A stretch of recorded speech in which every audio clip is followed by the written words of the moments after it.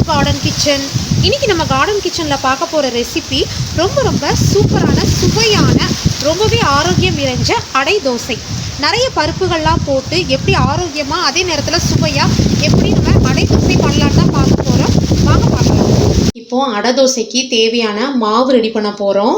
அதுக்கு என்னெல்லாம் பண்ணலான்னு பொருட்கள் பார்த்துடலாம். நான் இப்போ இந்த ஒரு டம்ளர் எடுத்து வச்சுருக்கிறேன். நம்ம எந்த இதில் அளக்குறோமோ, உலக்காக இருக்கட்டும், டம்ளராக இருக்கட்டும், அது எதில் அளக்குறோமோ அதில் சரிசமமாக எல்லா பொருட்களையும் நம்ம அளந்துக்கிறணும். இப்போ நான் அந்த டம்ளருக்கு அளக்குறேன் எல்லாமே. இப்போ பாருங்கள், ஒரு டம்ளர் அளவுக்கு புழுங்கல் அரிசி, ஒரு டம்ளர் பச்சரிசி, ஒரு டம்ளர் கடலைப்பருப்பு, ஒரு டம்ளர் துவரம்பருப்பு, ஒரு டம்ளர் பச்சை பயிறு, இந்த பாசி பயிறு இருக்குல்ல அது, ஒரு டம்ளர் அளவுக்கு உளுந்தம்பருப்பு. இதெல்லாம் தான் தேவையான பொருட்கள். இப்போ இது எல்லாத்தையும் நல்லா களைஞ்சிட்டு வந்துடலாம். களைஞ்சிட்டு இது கூட ஒரு 4 வரமிளகா எடுத்து வச்சுருக்கிறேன். இந்த 4 வரமிளகாவையும் சேர்த்து நம்ம ஊற வைக்க போகிறோம். ஒரு 1 மணி நேரத்துக்கு மட்டும் ஊற வைக்க போகிறோம். ஊற வச்சதுக்கப்புறமா நம்ம மிக்சியில் சேர்த்து அரைக்கணும்.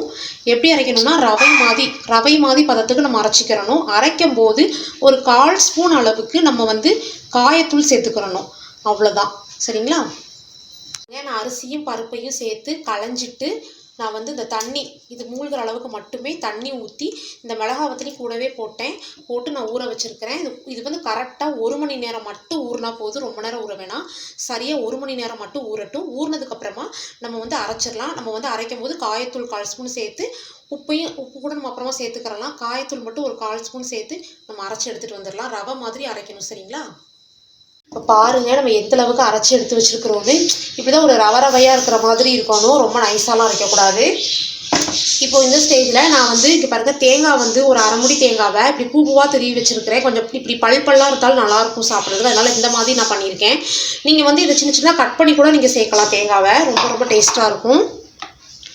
இப்போது ஒரே ஒரு பல்லாரி வெங்காயத்தை சின்னதாக நறுக்கி வச்சுருக்கிறேன். அது கூடவே கருவேப்பிலையும் ஒரு கொத்து கருவேப்பிலையும் நான் சின்னதாக கட் பண்ணி வச்சுருக்கிறேன். அதையும் சேர்த்துக்கோங்க. இப்போ தேவையான அளவு நம்ம உப்பு சேர்த்துக்கிறலாம். உப்பு சேர்த்துட்டு இப்போ மாவு நல்லா திக்காக இருக்கும். நமக்கு எப்படி அடை தோசை ஊற்றுற அளவுக்கு நம்ம கொஞ்சம் தண்ணி சேர்த்து அந்த அளவுக்கு கொஞ்சம் நல்லா கரைச்சி இந்த மாவு ரெடி பண்ணி எடுத்துக்கிறலாம்.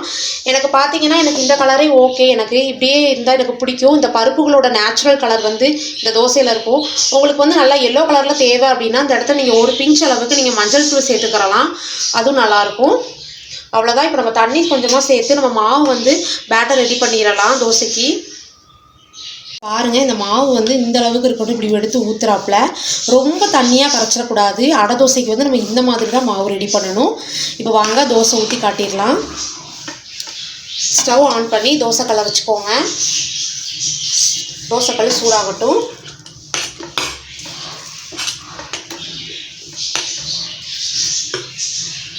கல் சுட்டுருச்சு, ஊற்றிடலாம். அடை தோசைக்கு ரொம்ப நைஸாக தோசை விரிக்கக்கூடாது. கொஞ்சம் அது கொஞ்சம் கனமாக இருக்கிற மாதிரி தான் இருக்கணும். உங்களுக்கு அப்படி பிடிக்காது அப்படின்னா நீங்கள் உங்களுக்கு தேவையான அளவுக்கு கொஞ்சம் நைஸாக கூட விரிச்சிக்கிறலாம். ஆனால் கொஞ்சம் அப்படி திக்காக தான் எல்லாருமே சுடணும்.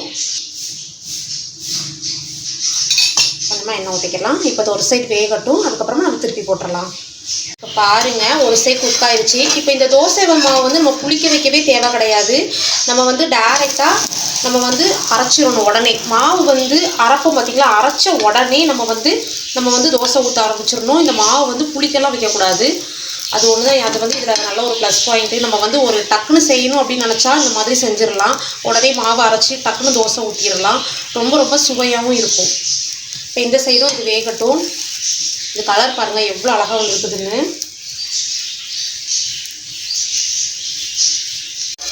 பாருங்கள், இந்த சைடும் வெந்துருச்சு. எவ்வளோ சூப்பராக வந்துருக்குதுன்னு பாருங்கள். நல்லா நம்ம தோசை கிறிஸ்பாக வந்துருக்குது. எப்படி வந்துருக்குதுன்னு பாருங்கள். இந்த மாதிரி தான் பண்ணணும். நான் சொன்ன அளவுகளை ஃபாலோ பண்ணி நீங்களும் இதே மாதிரி வீட்டில் செஞ்சு பாருங்கள். மாவு நான் சொன்ன மாதிரியே ஊற வைக்கிறதுலாம் அரிசி 1 மணி நேரம் தான் சரியாக ஊற வைக்கணும். அதுக்கப்புறம் ஊற வச்ச உடனே இதை நம்ம சுட்டுறலாம். இதை புளிக்கெல்லாம் வைக்க தேவையில்லை. இதே மாதிரி நீங்கள் செஞ்சு பாருங்கள். உங்களுக்கும் பாருங்கள் இதே மாதிரி சூப்பரான தோசை கிடைக்கும். இதை நீங்கள் தேங்காய் சட்னியோட சாப்பிட்லாம். அப்படி இல்லைனா நீங்கள் இதுக்கு வெஜிடபிள்ஸ் அவியல் யூஸ் பண்ணிக்கிறலாம், அப்படி இல்லைனா நீங்கள் வெல்லம் யூஸ் பண்ணிக்கிறலாம். எல்லாமே ரொம்ப ரொம்ப சூப்பராக சுவையாக இருக்கும். கண்டிப்பாக இதை வீட்டில் ட்ரை பண்ணி பார்த்துட்டு எப்படி வந்திருக்குதுன்னு மறக்காமல் என்கிட்ட கமெண்ட்டாக ஷேர் பண்ணுங்கள். வீடியோ உங்களுக்கு பிடிச்சிருந்துச்சுன்னா லைக் பண்ணுங்கள், ஷேர் பண்ணுங்கள். மறக்காமல் நம்ம கார்டன் கிச்சனை சப்ஸ்கிரைப் பண்ணுங்கள். பக்கத்தில் இருக்கிற பெல் ஐக்கானையும் கிளிக் பண்ணுங்கள். தேங்க்ஸ் ஃபார் வாட்சிங்.